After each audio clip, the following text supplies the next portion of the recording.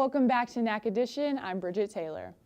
Although the semester is coming to an end and finals are creeping up, the SFA softball team is not finishing the year without a fight. They are currently tied for the Southland Conference lead after dominating the UIW Cardinals in a run-rule fashion, winning 11-2 and overall sweeping the Cardinals in 3 wins.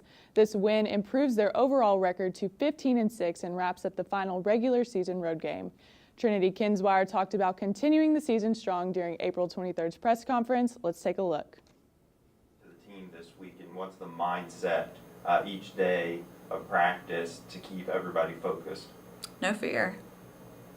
No fear. That's what's got us here. And just to be a team. Because we don't have a Piancaselli on our team.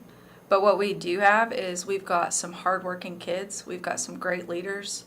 And we've got some really good teammates. Like, everybody right now in our dugout is doing their job. And so for us, it's just having everyday kids be the best version of themselves. And that's why we're at where we're at. And that's why, you know, we're going to go head-to-head with McNeese, and they better come ready to play. I'm telling you, they better come ready to play because we're going to be ready to go and we're going to give our best effort.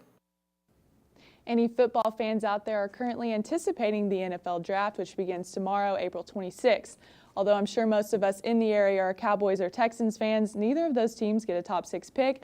So let's check out what ESPN thinks the predictions for the first round draft picks are. The Cleveland Browns have been searching for their star quarterback, so it's no surprise this is what is predicted to go down. They believe the Browns' top choice is USC's Sam Darnold and Wyoming's Josh Allen, and also in a distant third is OU's Baker Mayfield. Up next is the New York Giants, and the signs are pointing towards the number 2 pick going to Saquon Barkley of Penn State. ESPN reports that Barkley or a trade seems to be the likely options for the Giants. The New York Jets are expected to want Sam Darnold, but in the likely case that he will already be drafted, they believe it'll come down to Baker Mayfield or UCLA's Josh Rosen. The Cleveland Browns once again will decide their next move based off the Giants' quarterback pick.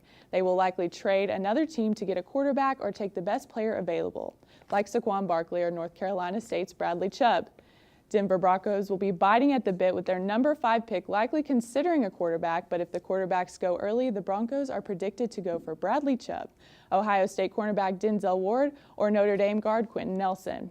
And interestingly enough, these 3 would project to start as rookies. And finally, the Indianapolis Colts with the number 6 pick are again going to keep a close eye on how the quarterback situation ends up. There's a good chance they will trade. Georgia linebacker Raquan Smith is a player to look out for if their first predicted picks, Barkley, Chubb, and Nelson, are already gone. Also, we have to keep an eye out for SFA's own John Franklin, who has a shot of being drafted. This past week, SFA's girls golf team wrapped up the season and competed in the Southland Conference Championship. I got to speak with a few players about their season and experience. Let's take a look. For the SFA girls golf team, playing golf means dedicating their entire year. The girls start their first tournament in early September and end with the Southland Conference Championship that was April 16th through the 18th this past week. But these girls don't mind dedicating their time to the sport, and that's because it's more than just a sport to them. It was something that I really enjoyed doing, something we did as a family, and I was always out practicing and playing, and I realized I didn't want to stop after high school, and so I just kept working. And when it comes to friendships, there's no doubt this girls golf team has a strong bond. So we all get along really well, and I've typically had issues with girls teams because I've been on 3 teams so far, but this team has been the most amazing team I've ever been on. We try our best to hang out outside of golf and go to the movies and go get food and just hang out because golf's important, but it's not nearly as fun unless you have great people to share it with. But while friendships are strong, you can only imagine the struggles the team goes through balancing golf and academics. I have a Google Calendar on my phone, and if you look on it, I have everything color coordinated, and I set reminders, and then our coaches do a great job of communicating when we have practice and weights. So definitely just being organized. If I wasn't on top of planning my day and my week and my month out, then I would not be successful. Although the season has finally come to an end, golf is a sport that can live on throughout the years, and that is something seniors leaving the program are counting on. Golf's kind of one of those things that you can just play until you're 85, 90, as long as you can walk. I plan to either get a graduate assistant position with a golf team because I don't think I'm quite done doing golf. With NAC Edition, I'm Bridgette Taylor.